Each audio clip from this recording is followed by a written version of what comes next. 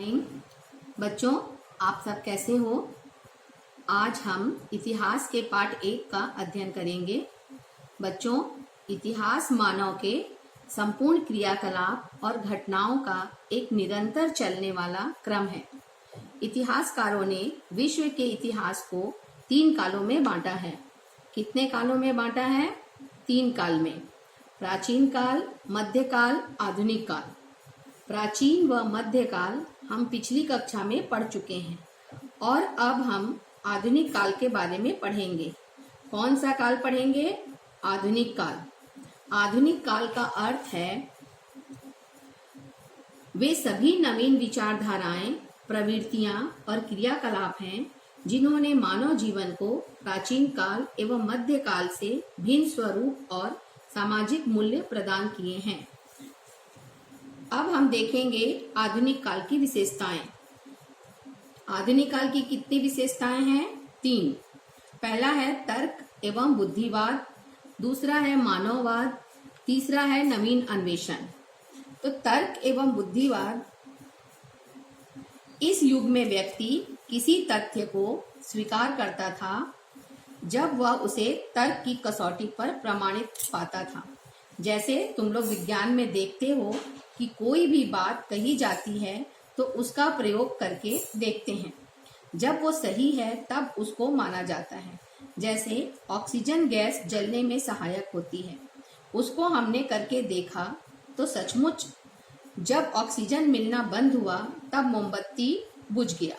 इससे यह साबित हुआ कि ऑक्सीजन जलने में सहायक है।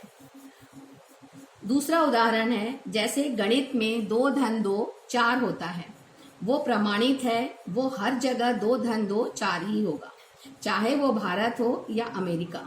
इसमें तर्क को आधार माना गया है। दूसरा है मानववाद। इस युग में मानव की उन्नति और भौतिक सुखों को ज्यादा महत्व दिया जाने लगा। तीसरा है नवीन अन्वेषण। आधुनिक काल में भौगोलिक खोजों, विज्ञान की प्रगति, औद्योगिक क्रांति एवं नवीन विचारधाराओं की शुरुआत हुई। ये बातें अलग अलग महाद्वीपों व देशों में अलग अलग समय में फैली। जैसे यूरोप में आधुनिक काल का आरंभ 15वीं और 16वीं शताब्दी के बीच हुआ, जबकि भारत में आधुनिक काल का उदय 18वीं शताब्दी में हुआ। इसका मतलब है कि संपूर्ण विश्व में आधुनिक काल का उदय एक साथ नहीं हुआ। विश्व के आधुनिक काल का इतिहास जानने के लिए हमें उन साधनों को जानना जरूरी है जिन्हें हम इतिहास का स्रोत कहते हैं। आधुनिक काल के इतिहास के स्रोत का वर्गीकरण इस प्रकार है। पहला है लिखित इतिहास। इसमें हम साहित्यिक रचना, जीवनी और उपन्यास के द्वारा हम इतिहास के बारे में जानते हैं। मौखिक इतिहास, आम लोगों के अनुभव, लोक कथाएं, जनश्रुतियां। आधुनिक संचार साधन, radio, TV, audio, video, internet. अभी हमें इंटरनेट के माध्यम से काफी जानकारी मिलती है।